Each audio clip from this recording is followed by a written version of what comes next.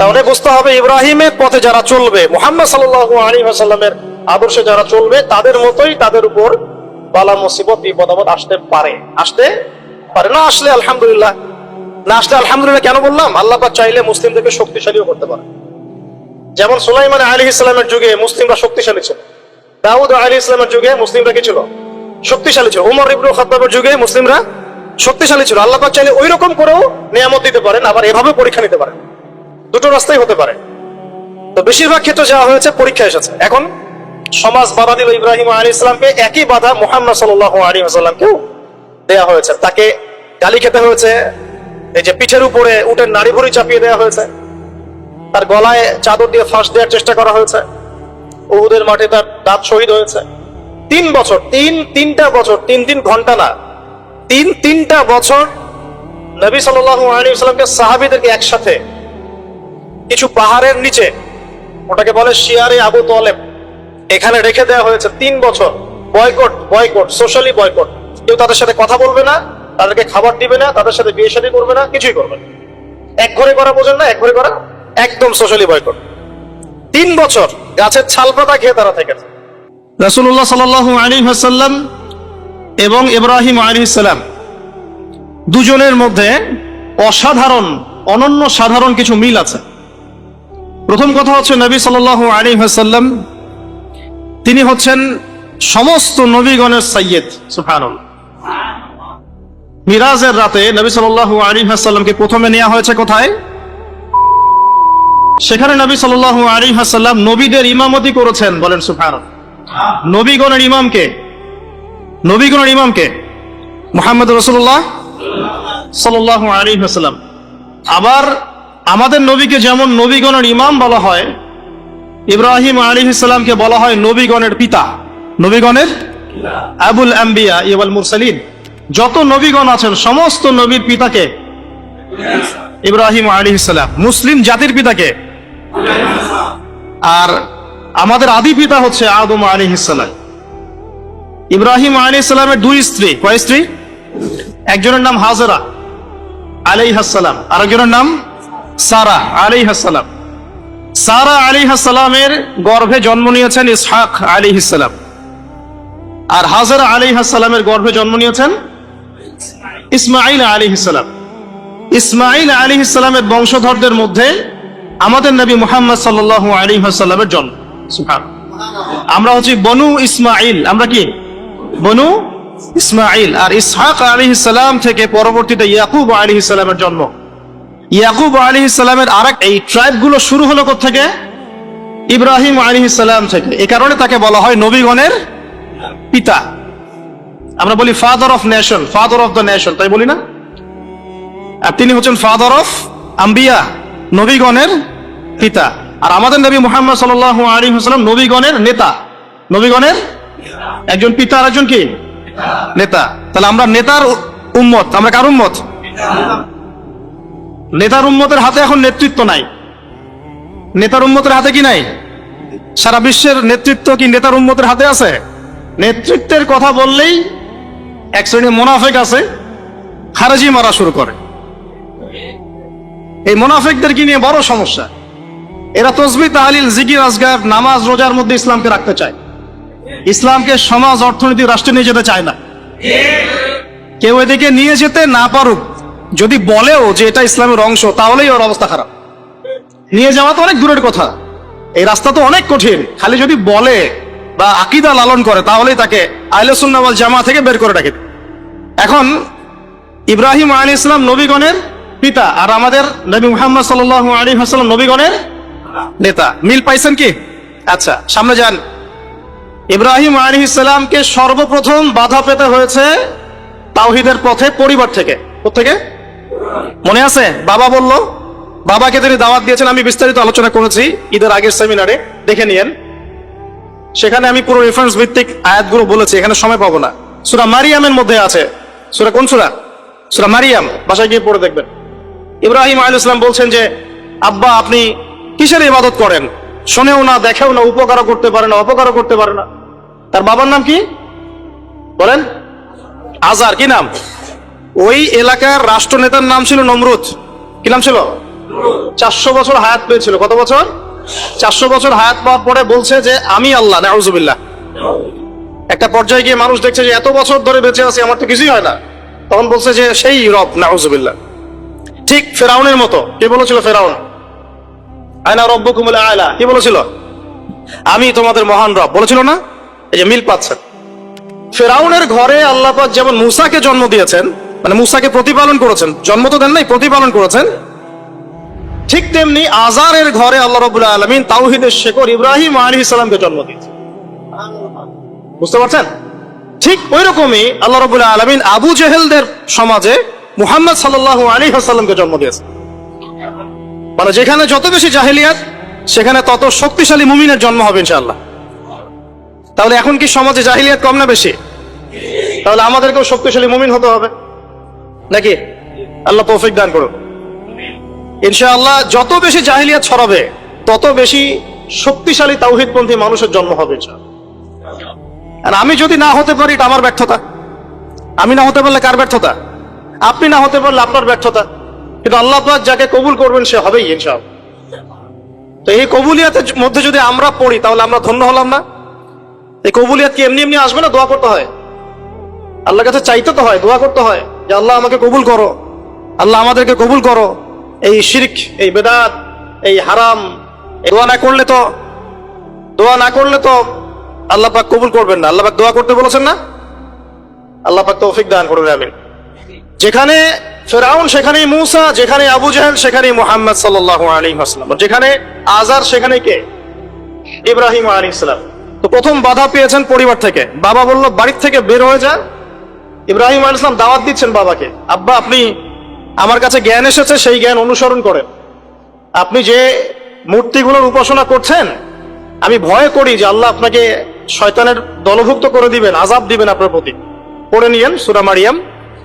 তখন আজার তিনি বলছেন, আজারকে নমরুদের প্রধান পুরোহিত, নমরুদ গভর্নমেন্টের প্রধান কে? পুরোহিত। পুরোহিত বোঝেন কিনা? বোঝেন না? ঠাকুর বোঝেন না? এখন নমরুদ বলছে, আজার বলছে এখান থেকে বের হয়ে যা, আমার বাসা থেকে বের হয়ে যা। যদি বের না হস আর আমার এই মিল্লাতে ফিরে না আসিস, আর এই আমার ইলাহ যেগুলো আমরা উপাসনা করি এদেরকে যদি ত্যাগ করিস, তাহলে আমি তোর মাথা পাথর দিয়ে মেরে ফাটিয়ে দিব। এটা কার কথা? আজারের। ইব্রাহিম আলাইহিস সালাম তর্ক করলেন না, বললেন সালামুন আলাইক, আপনার উপর শান্তি বর্ষিত হোক। তিনি চলে গেলেন বাড়ি থেকে। কি হলেন? মানে প্রথম বাধাটা তিনি পেলেন কোত্থেকে? পরিবার থেকে। ঠিক মুহাম্মদ সাল্লাল্লাহু আলাইহি ওয়াসাল্লামের জীবন দেখেন, এই দুইজনের জীবনী পড়ে দেখবেন আগামী 7 দিনের মধ্যে, ঠিক আছে? আচ্ছা, এই ঘটনা মুহাম্মদ সাল্লাল্লাহু আলাইহি ওয়াসাল্লামের সাথেও ঘটেছে। তার আশপাশে আছে আবু জেহেল, আবু লাহাব, উতবা, সাইবা। এরা কারা? এরা কি পর না আপন? এর নিজের বংশের লোক না, নিজের পরিবারের লোক না। ব্যাস, তার সাথে বিরোধিতা শুরু হলো আগে পরিবার থেকে। ইব্রাহিম আলাইহিস সালাম যেমন পরিবারকে আগে দাওয়াত দিলেন, আমাদের নবীও তেমনি আগে পরিবারকে দাওয়াত দিয়েছেন। প্রথমে এসে পরিবারকে ইসলামের দাওয়াত দিয়েছেন। কিছু কিছু মানুষ কবুল করেছে, যেমন খাদিজা রাদিয়াল্লাহু আনহা, আলী ইবনে আবি তালিব, যায়েদ ইবনে হারেসা ইত্যাদি। আবার আবু জেহেল, আবু লাহাব এরা আবার কবুল করলো না, আবু তালেব এরা আবার কবুল করলো না। তো এখানে আমরা বুঝতে পারছি দিন প্রচার প্রসার প্রতিষ্ঠার জন্য আগে পরিবার থেকে স্টার্ট করতে হবে। আগে পরিবারে দাওয়াত দিতে হবে।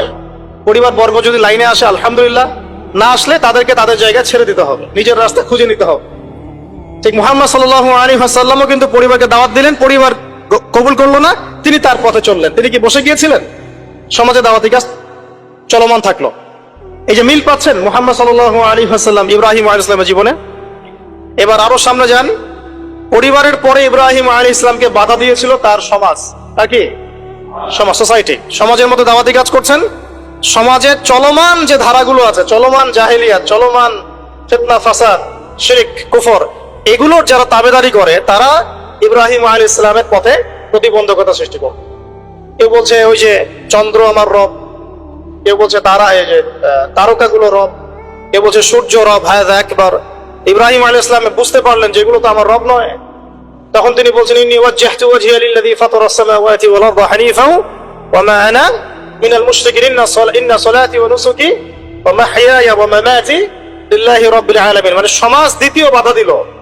ঠিক একই ভাবে মুহাম্মদ সাল্লাল্লাহু আলাইহি ওয়াসাল্লামকেও দ্বিতীয় বাধা কে দিয়েছে? সমাজ। কি বাধা? সমাজের মানুষ তাকে গালিগালাজ করা শুরু করেছিল, তাকে মোটামুটি ভাবে 15টা গালি খেতে হয়েছে। কতগুলা বলেন? কাকে গালি দিয়েছে? আমাদের নবী মুহাম্মদ সাল্লাল্লাহু আলাইহি ওয়াসাল্লামকে মোটামুটি ভাবে 15টা গালি খেতে হয়েছে। কাযযাব, মহামিথ্যাবাদী, সাহের, জাদুকর, তারপরে ফারিকুল জামাআ, ঐক্য বিনষ্টকারী, ঠিক আছে, তারপরে আরো অনেক, হ্যাঁ, মাজনুন, মাজনুন, পাগল, পাগল, মাজনুন মানে পাগল, এরকম অনেকগুলো, প্রায় 15টা আমি ঘুরে দেখেছি হিসাব করে। আর তাকে সারা জীবনে প্রায় 16 বার হত্যা করার চেষ্টা করা হচ্ছে। তাকে এখন যেটা আমি বলি যে ওই যে একটা সমাজে কথা প্রচলিত আছে যে ব্যক্তি খারাপ না হলে কি এমনি এমনি তার উপর জুলুম আসে। সমাজ এটা বলে না, লোক খারাপ না হলে কি এমনিই মানুষ তাকে খারাপ বলে? 10 জন যাকে খারাপ বলে সে তো খারাপ হবেই। মুহাম্মদ সাল্লাল্লাহু আলাইহি ওয়াসাল্লামকে 16 বার হত্যা করার চেষ্টা করা হয়েছে। এমনকি মক্কা বিজয়ের পরেও তাকে একবার হত্যা করার চেষ্টা করা হয়েছে। এখন আমরা যারা তাওহীদ মানে ধারণ করব, তাওহীদের আমল করব, তাওহীদের প্রচার করব, আমরা যদি মনে করি যে আমাদের এই পথটা খুব মসৃণ হবে, একদম রেড কার্পেট বিছানো থাকবে, এটা সবচেয়ে বড় ধোঁকা আপনার জীবনে। কখনোই এমন হবে না, কখনো এমন হয়ও নাই, কখনো এমন হবেও না। যদি হয় তাহলে বুঝতে হবে যে আপনি হকের পথে নাই।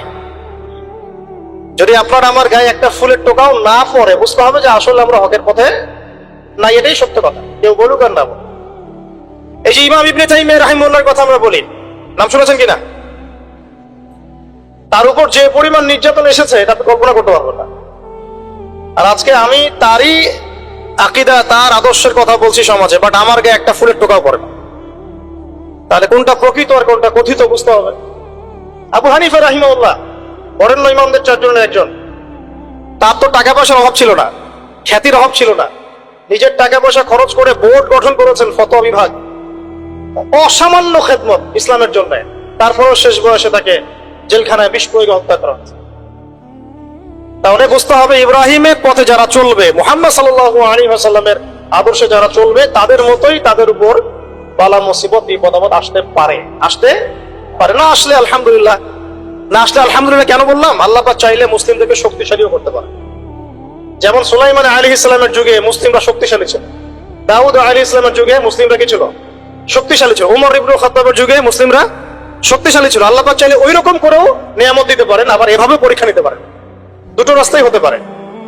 তো বেশিরভাগ ক্ষেত্রে যা হয়েছে পরীক্ষা এসেছে। এখন সমাজ বাধা দিল ইব্রাহিম আলাইহিস সালামকে, একই বাধা মুহাম্মদ সাল্লাল্লাহু আলাইহি ওয়াসাল্লামকেও দেয়া হয়েছে। তাকে গালি খেতে হয়েছে, এই যে পিঠের উপরে উটের নাড়ি ভুঁড়ি চাপিয়ে দেওয়া হয়েছে, তার গলায় চাদর দিয়ে ফাঁস দেওয়ার চেষ্টা করা হয়েছে, উহুদের মাঠে তার দাঁত শহীদ হয়েছে।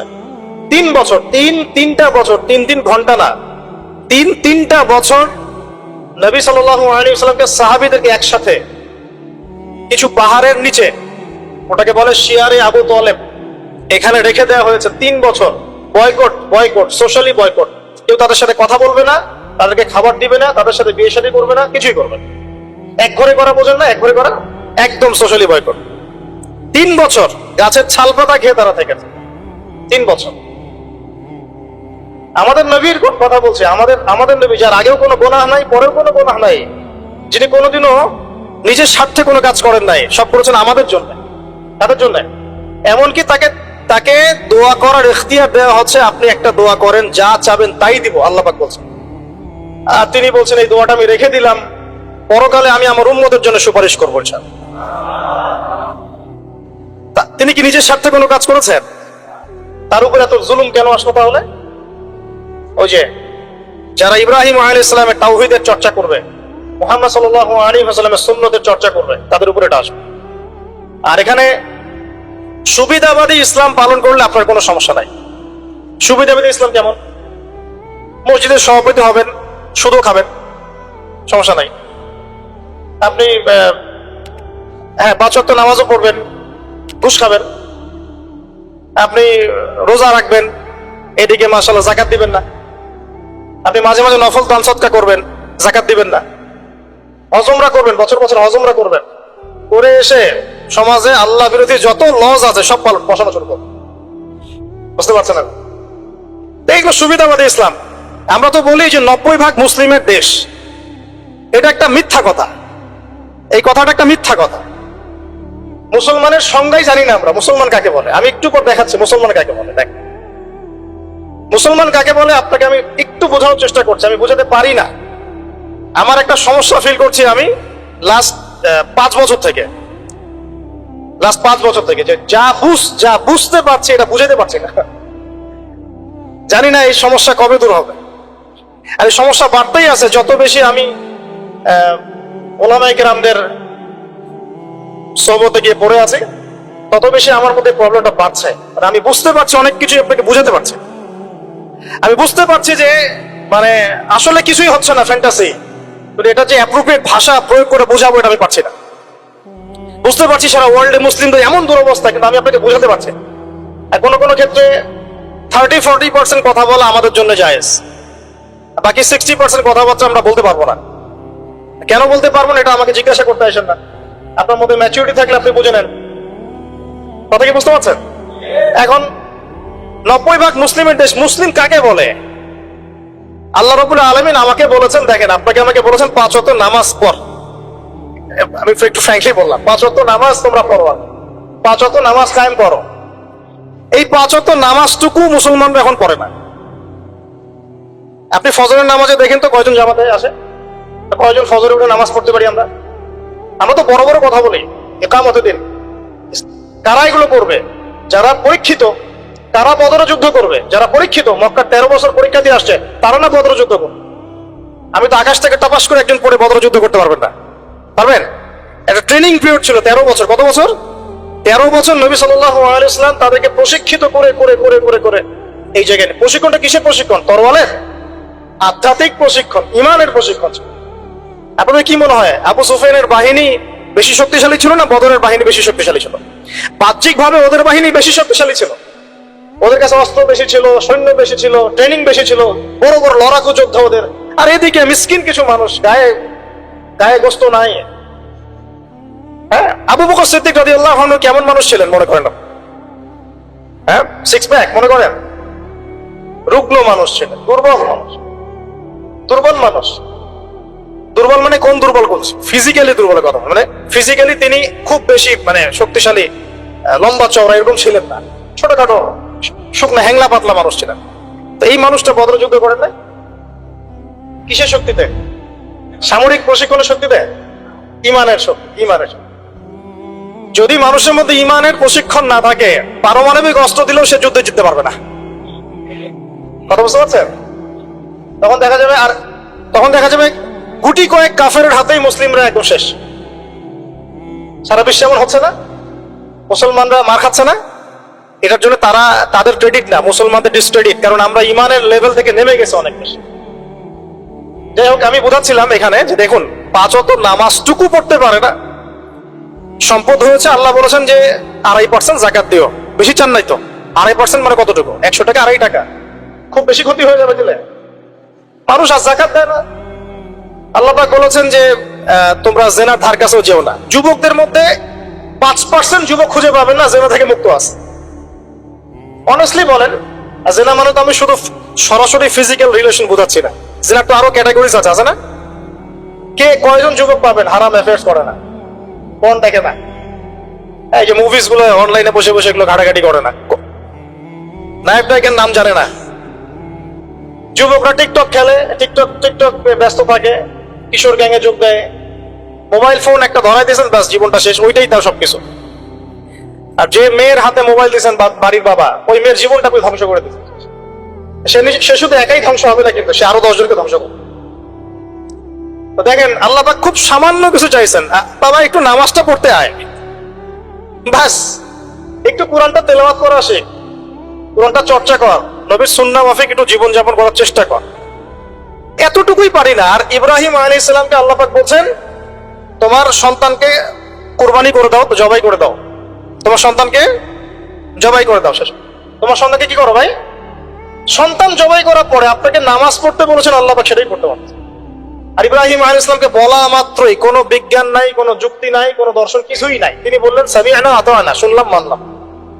আল্লাহ পাক বলেছেন ব্যাস, ইয ক্বালা লাহু রাব্বুহু আসলিম, আল্লাহ পাক বলেছেন যখনই আল্লাহ পাক তাকে আত্মসমর্পণ করতে বলেছেন, তিনি বলেছেন আসলামতু লিরাব্বিল আলামিন, আমি জগৎ সমূহের রবের কাছে আত্মসমর্পণ করলাম। সন্তানকে রেখে আসো ওই যে জনমানব শূন্য জায়গায়, কাবা ঘরের ওখানে। কোন মানুষ আছে? কোন প্রাণী আছে? পানিও নাই, খাবারও নাই, কিছুই নাই। কোন পাগল ওই কাজ করতো নাকি যুক্তি বিজ্ঞান দর্শন দিয়ে? বলেন, আপনার কি লজিকে ধরে এটা? আপনি আমি পারবো আমার সন্তানটাকে রেখে আসতে, আমার স্ত্রীকে রেখে আসতে? ইব্রাহিম আলাইহিস সালাম করলেন। এই যে যখনই আল্লাহর হুকুম এসেছে তখনই নিজের মাথাটাকে সমর্পণ করা, এটাকে আল্লাহ পাক বলছেন ইসলাম। এটা কি বলছেন? এটাই ইসলাম। এখানে আমার যুক্তির দরকার নাই, বিজ্ঞানের দরকার নাই। থাকতে পারে বৈজ্ঞানিক ব্যাখ্যা, আমার না জানলেও চলবে। থাকতে পারে যুক্তি, না জানলেও চলবে। থাকতে পারে কোনো দর্শন, না জানলেও চলবে। আল্লাহর হুকুম এটাই বড় কথা, ব্যাস। এর নাম হলো ইসলাম। এখন বলেন, এই ইসলামের আওতায় কত পার্সেন্ট মুসলিম আছে বাংলাদেশে? আল্লাহ পাকের হুকুম আসছে, বাস মাথা পেতে গেছে। বলেন এখন দেখি। তো এই যে আমরা বলি 90% মুসলিমের দেশ, একটা ডাহা মিথ্যা কথা। যাই হোক, আমরা শেষ করে দিই, আমাদের নামাজের পরে ইনশাআল্লাহ আমরা আলোচনা করবো। তো যেমন ইব্রাহিম আলাইহিস সালাম জীবনের পদে পদে এভাবে আত্মসমর্পণ করেছেন, ঠিক তেমনি মুহাম্মদ সাল্লাল্লাহু আলাইহি ওয়াসাল্লাম পুরো জীবনভর যখনই আল্লাহর যে হুকুম এসেছে মাথা পেতে নিয়েছে। মিল আছে না? সমাজ বাধা দিয়েছে ইব্রাহিম আলাইহিস সালামকেও, মুহাম্মদ সাল্লাল্লাহু আলাইহি ওয়াসাল্লাম। তারা উভয়ে সমাজের এই প্রচলিত জাহিলিয়াতের বিরুদ্ধে লড়াই করেছে। ইব্রাহিম আলাইহিস সালামকে আগুনের পরীক্ষা দিতে হয়েছে, তাই না? আর নবী সাল্লাল্লাহু আলাইহি ওয়াসাল্লাম বললাম 15টা গালি খেতে হয়েছে, 16 বার হত্যা করার চেষ্টা করা হয়েছে। ইব্রাহিম আলাইহিস সালাম বলতেন হাসবি আল্লাহ ওয়া নি'মাল ওয়াকিল। সারা জীবন নবী সাল্লাল্লাহু আলাইহি ওয়াসাল্লাম বলেছেন হাসবুনাল্লাহু ওয়া নি'মাল ওয়াকিল। সূরা তাওবার শেষের দিকে পড়ে দেখেন। ইব্রাহিম আলাইহিস সালামকে শেষমেশ ওই এলাকা সমাজ ছেড়ে চলে যেতে হলো। ঠিক একই ভাবে মুহাম্মদ সাল্লাল্লাহু আলাইহি ওয়াসাল্লামকে 13 বছর জুলুম সহ্য করার পরে চলে যেতে হলো মদিনায়। মিল আছে? ইব্রাহিম আলাইহিস সালামের সাথে কেউ নাই, তার স্ত্রী সারা আর এক স্ত্রী হাজেরা। মুহাম্মদ সাল্লাল্লাহু আলাইহি ওয়াসাল্লামের সাথেও খুব বেশি মানুষ নাই, কোটি কয়েক কিছু সার। ইব্রাহিম আলাইহিস সালামের লেগেসি বহন করেছেন তার সন্তানরা, আর এদিকে নবী সাল্লাল্লাহু আলাইহি ওয়াসাল্লামের লেগেসি বহন করেছেন আবু বকর, ওমর, উসমান, আলীর মতো মানুষ রাদিয়াল্লাহু আনহু। ইব্রাহিম আলাইহিস সালামের আদর্শ সারা দুনিয়া ছড়িয়ে পড়েছে, পড়ে নাই? ঠিক মুহাম্মদ সাল্লাল্লাহু আলাইহি ওয়াসাল্লামের আদর্শ, তার দ্বীন দেখেন আজকে সারা বিশ্বের আনাচে কানাচে ছড়িয়ে গেছে। সবাই ইসলামকে স্বীকার তো করে, এটা আল্লাহর পক্ষ থেকে আসছে। কেউ হয়তো আত্মসমর্পণ করে, কেউ করে না। সারা দুনিয়ায় সাইবেরিয়ার সেই ঠান্ডায় গেলে আপনি মুসলিম পাবেন, চীনে গেলে মুসলিম পাবেন, রাশিয়ায় গেলে মুসলিম পাবেন। শুধু আরবে সীমাবদ্ধ নাই, সারা দুনিয়ায় ছড়িয়ে গেছে। ইব্রাহিম আলাইহিস সালামকে পরীক্ষার পর পরীক্ষা দিতে হয়েছে। একই পরীক্ষা নবী সাল্লাল্লাহু আলাইহি সাল্লামকে বদরে, উহুদে, খন্দকে, খায়বারে সব জায়গায় দিতে হয়েছে। ইব্রাহিম আলাইহিস সালাম মূর্তি ভেঙেছিলেন, মনে আছে? ঠিক একই কাজ নবী সাল্লাল্লাহু আলাইহি ওয়াসাল্লাম মক্কা বিজয়ের দিন করেছেন। এই দুইজনের জীবনী খালি পড়ে দেখেন, আমি বলে শেষ করতে পারবো না, সময় নাই আমাদের হাতে। প্রত্যেক পদে পদে মিল আছে, প্রত্যেক পদে পদে। এই কারণেই হয়তোবা আমরা দরুদ ইব্রাহিম যখন পড়ি, আমরা অন্য কোন নবীর নাম নিচ্ছি না, আমাদের নবীর সাথে ইব্রাহিম আলাইহিস সালামের নাম নিচ্ছি। সুবহানাল্লাহ। হয়তোবা এই কারণেই আমাদের নবী সাল্লাল্লাহু আলাইহি ওয়াসাল্লাম যখন মেরাজে গিয়েছেন না, তিনি বলেছেন আমি মেরাজে গিয়ে দেখলাম সপ্তম আসমানের একজন ব্যক্তি বাইতুল মামুরের সাথে হেলান দিয়ে বসে আছেন। আমি বললাম উনি কে? জিবরাইল আলাইহিস সালাম বলে উনি হচ্ছেন আপনাদের এই যে ফাদার অফ দ্য নেশন, মানে মুসলিম জাতির পিতা, তিনি হচ্ছেন ইব্রাহিম আলাইহিস সালাম। ওখানে একটা কাবা ঘরের মতো ঘর আছে বাইতুল মামুর, ওখানে তাওয়াফ করে ফেরেশতারা। ঠিক আছে? নবী সাল্লাল্লাহু আলাইহি ওয়াসাল্লাম বলেন আমি সেদিন দেখেছি আমার চেহারা আর আমার বাবার চেহারা, মানে ইব্রাহিম আলাইহিস সালামের চেহারা একদম হুবহু মিল আছে। এই যে আমরা ঈদুল আজহা পালন করলাম প্রিয় ভাইরা, কুরবানি করলাম, এখানে তো পশুকে কুরবানি করছে।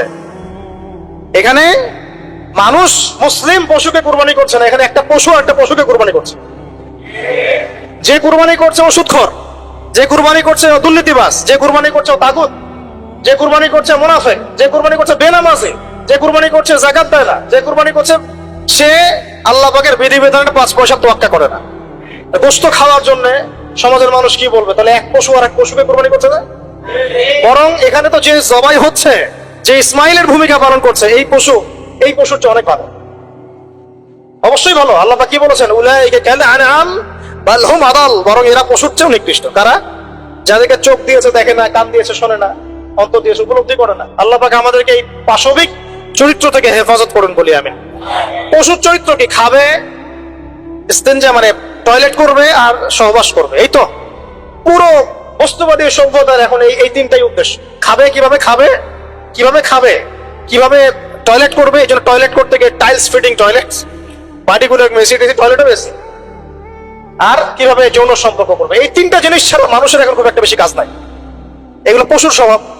আর আল্লাহ আমাদেরকে কেন সৃষ্টি করেছেন? যাতে আমরা পুরো জীবনটা আল্লাহর ইবাদতে ঢেলে দেই, পুরো জীবনে আল্লাহর যে হুকুম সামনে আসবে আত্মসমর্পণ করি। আমরা ইসলামের সংজ্ঞা মনে হয় বুঝতে পেরেছি। যখন যে হুকুম আসবে তখন সেটা মাথা পেতে না। এই যে এখন জুমার নামাজের হুকুম, ব্যাস কোনো প্রশ্ন নেই, নামাজ পড়তে হবে, প্রশ্ন করার দরকার নাই। একটু পরে আসরের ওয়াক্ত হবে, আজান দিবে, আমাকে এখানে আসতে হবে। কেন আসতে হবে আমার জানার দরকার নাই, আল্লাহ বলেছেন তাই। ব্যাস এভাবে অ্যান্সার দিবেন। কেন ওই যে সেকুলার মহল থেকে, নাস্তিক মহল থেকে কেন কেন কেন এইসব প্রশ্ন, এটা কেন, ওটা কেন, কোরবানি কেন, এই কেন, তোমরা তোমাদের কেন নিয়ে থাকো। আমার উত্তর কেন? কারণ আল্লাহ এটা করতে বলেছেন তাই। তুমি আল্লাহর সাথে চ্যালেঞ্জ করো পরকালে, আমার তো তোমার তোমার হিসাব তুমি দিবে, আমার তো হিসাব দেওয়ার দরকার নাই তোমার। প্রিয় ভাইরা, যখন আল্লাহ পাকের যে হুকুম আসবে সেই হুকুমের সামনে মাথা নত করার নাম হচ্ছে ইসলাম। আর ইসলাম ইব্রাহিম আলাইহিস সালাম যেমন প্রতিষ্ঠা করে গিয়েছেন, আমাদের নবী সাল্লাল্লাহু আলাইহি ওয়াসাল্লামও প্রতিষ্ঠা করে গিয়েছেন। এখন আমরা তার উম্মত কি এই সিরাতুল মুস্তাকিম থেকে সরে যাব? তাহলে ভাই এখন থেকে ফ্যান্টাসি বাদ দিই। ফ্যান্টাসি বাদ দিয়ে আগে বুঝি ইসলাম কাকে বলে, ইসলামের পিলার কি কি, দিনই ইলম অর্জন করি। একদিনের খুতবায় কিচ্ছু হবে না, একদিন এক আদনান ভাই আসলে লেকচার শুনলেন, কিচ্ছু হবে না, হয়তো একটু ইন্সপিরেশন হবে, আবার শয়তান আপনাকে ঘিরে ধরবে। শয়তানের ঘিরে ধরাটা আমি নিজে থেকে ফিল করেছি তিন রকম। ভাই, যখন একটা মানুষ পরিপূর্ণ শয়তানের দাসত্ব করে, গান বাজনা করে, বাদ্যযন্ত্র বাজায়, গাঁজা খায়, মদ খায়, হ্যাঁ, শয়তান ওকে কিছুই বলে না। বিশ্বাস করেন, শয়তানকে কিছু বলে না। ওকে শয়তান খুব একটা, ওকে নিয়ে শয়তানের পেরেশানি নাই খুব একটা।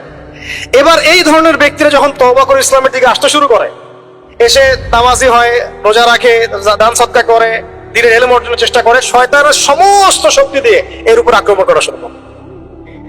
আবার এই ব্যক্তি যদি মেহনত করতে করতে করতে করতে আরো বড় মাকামে পৌঁছে যায়, তখন এই ব্যক্তিকে দেখে শয়তান দূরে পালিয়ে যাবে। ঠিক এই ব্যক্তির মাকাম হচ্ছে উমর রাদিয়াল্লাহু আনহুর মাকাম। তাকে দেখে শয়তান পালাতো কেন? কারণ তিনি এই মুজাহাদা করতে করতে করতে করতে ইমানের এমন বুলন্দ স্তর অর্জন করেছেন যে ওকে দেখলে শয়তান পালিয়ে। তা আমাদের টার্গেট এখন ওইখানে যাওয়া, আল্লাহ পাক তৌফিক দান করুন। তাহলে এই যে প্রাথমিক ফ্যান্টাসি বাদ দিয়ে আপাতত আমাদের কাজ হচ্ছে 5 ওয়াক্ত নামাজ পড়া। কেন পড়বো প্রশ্ন করার দরকার আছে? উত্তর হচ্ছে আল্লাহ বলেছেন তাই, ব্যাস। 2 নাম্বার কাজ হচ্ছে দ্বীনি ইলম অর্জন করা। দ্বীনি ইলম অর্জনের কোনো বিকল্প নাই। আর ইলম অর্জন এই 2 মাস 3 মাস 1 বছর এগুলো করলে হবে না ভাই। এই মাঝখান থেকে একটা বই টান দিচ্ছেন, ওই একটা বই টান দিচ্ছেন, অমুক রেটের একটা বই পড়লাম, অমুক তমুক একটা পড়লাম, এভাবে হবে না। 98% যুবক এভাবে পড়াশোনা করে, আমাদের জেনারেল শিক্ষিত 98% যুবক এভাবে পড়াশোনা করে, জেনারেল শিক্ষিত। এই পড়াশোনা দিয়ে আপনি হয়তো কিছুটা জ্ঞান পাবেন, ভাষা জ্ঞান পাবেন, কিন্তু গভীরতা ঢুকতে পারবেন। গভীরতা ঢুকতে গেলে অবশ্যই অবশ্যই ক্লাসিক্যাল একটা সিলেবাস ফলো করতে হবে।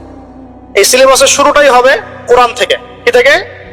এবং কোরআনের শুধু তেলাওয়াত না, এর ভিতরে ঢুকতে হবে অনুবাদ, এর তাফসীর পড়ার যোগ্যতা অর্জন করতে গেলে আরবি ব্যাকরণ লাগবে, আরবি ভাষা লাগবে, এখানে উসুল লাগবে, এবং এগুলো একা একা আপনি শিখতে পারবেন না। বরেণ্য ওলামায়ে কেরামের কাছে সংযোগ রেখে মাদ্রাসায় যেতে হলে যান, ব্যাচ করে পড়তে হলে পড়েন, একা পড়তে পারলে পড়েন, যেভাবে পারেন সেভাবেই আপনাকে শিখতে হবে। অনলাইনে অনেক কোর্স হয়, আমরা হয়তো টুকটাক করে, কিন্তু অনলাইনে কোর্স 100% আপনাকে নলেজ দিতে পারবে না, আপনাকে অফলাইনে শিখতে হবে। এই জন্য প্রত্যেক জায়গায় জায়গায় মক্তব তৈরি করেন, আল্লাহ পাক তৌফিক দান করুন। প্রত্যেক এলাকায় মানে প্রতিষ্ঠিত মাদ্রাসা প্রতিষ্ঠা করেন, এবং ইসলামের ক্লাসিক্যাল যে ধারা আছে এই ধারার মধ্যে থাকেন, বাইরে যাওয়ার দরকার। মানুষ এত বেশি বিভ্রান্তি ছড়িয়ে দিয়েছে সমাজে, প্রতিটা মাসআলা নিয়ে মানুষের মধ্যে এখন ইখতিলাফ দেখা যায়, অথচ এটা কাম্য ছিল না। আমরা যে চিরায়ত ইসলামগুলো ফলো করে আসছি এর মধ্যে কোনো সমস্যা নাই। যে সমস্যাগুলো দেখা যায় সেগুলো জাহেলদের কাজ। কেউ যদি কোনো জাহেলিয়াতের মধ্যে লিপ্ত হয়, এর মানে ওই এই কমিউনিটির সবাই জাহেল, ব্যাপারটা এরকম। আপনি কিছুই বোঝেন না, অন্তত যদি একটা মাযহাব ফলো করেন, হোক সেটা হানাফিজম, শাফিইজম, হাম্বলিজম, মালিকিজম, তারপরে আপনি হকে থাকবেন, ইনশাআল্লাহ কোনো সমস্যা নাই। যারা এর বাইরে অনেক উল্টা পাল্টা বুঝে আপনার মাথাটা নষ্ট করে ফেলাচ্ছে, এটা পুরো একটা ফিতনা। পরে শেষে কি হবে আমি আপনাকে বলে দিই। শেষে আপনি ক্লাসিক্যাল ট্র্যাক থেকে বের হয়ে যে ব্যক্তি আপনাকে এই পথ দেখিয়েছে ওর তাকলিদ করা শুরু করবেন। শেষে গিয়ে আপনি ওর তাকলিদই করা শুরু করবেন, এটা হবে ফাইনাল ডেস্টিনেশন। ওর চেয়ে ভালো আপনি বরেণ্য ইমামদের তাকলিদ করেন, তাও ভালো। যদি আমল করতে গিয়ে দেখেন কোন আমল কোরআন সুন্নাহ থেকে একটু বাইরে চলে যাচ্ছে, মনে হচ্ছে যে ভালো দলিল মনে হচ্ছে আছে, তাহলে ওটাই ফলো করেন, সমস্যা কি? ওপেন মাইন্ডেড হন, কিন্তু ক্লাসিক্যাল ধারা থেকে বের হয়ে যায় না। ঘর থেকে বের হয়ে গেলে আপনাকে শকুনে খেয়ে ফেল। তো প্রায় শেষ করে দেই, 2 মিনিট। ইলম অর্জন করতে হবে ওলামা কেরামের কাছে গিয়ে, একা একা হবে, একা একা মোটেই হবে না। আর কিছু সাবজেক্ট বললাম, এগুলোর সাথে আপনার হাদিস থাকতে হবে, আপনার আকীদা থাকবে, আকীদা তাহাবিয়া থাকবে, আপনার সিরাত থাকবে, ইতিহাস থাকবে, অর্থনীতি থাকবে। এভাবে আস্তে আস্তে আপনি ওলামা কেরামের কাছে যখন বসবেন, তারা আপনাকে সিলেবাস করে দিবে যে এগুলো পড়লে আস্তে আস্তে তোমরা ভালো জায়গায় যেতে পারো। আপনাকে আলেম হতে হবে। কি হতে হবে? আমরা তো আলেমদের অনেক ভুল ধরাতে ব্যস্ত না। ফেসবুক আছে আমাদের হাতে, ফেসবুক মানেই তো মানে শুয়ে শুয়ে জিহাদ করা যায়, ফেসবুকে কম্বলের নিচে শুয়ে শুয়ে জিহাদ করা যায়। আহলে ফেসবুক আল জামাত একটা আবার বাংলাদেশে চলছে, আহলে ফেসবুক আল জামাত, সারাদিন ফেসবুকে সব অ্যাক্টিভিটিস ফেসবুকে। তো আপনি আলেমের সমালোচনা করছেন, আপনি নিজে আলেম হন না কেন? পড়ান দেখি। আপনি পড়াশোনা করেন 10 বছর, কষ্ট সহ্য করেন, বাড়ি থেকে বের হয়ে এসে ওখানে থাকেন, বাড়ি থেকে বের হয়ে মাদ্রাসায় যান দেখি, থাকেন 10 বছর থাকেন, পড়াশোনা করেন, তাতে খাওয়ার কষ্ট ফেস করেন, থাকার কষ্ট ফেস করেন,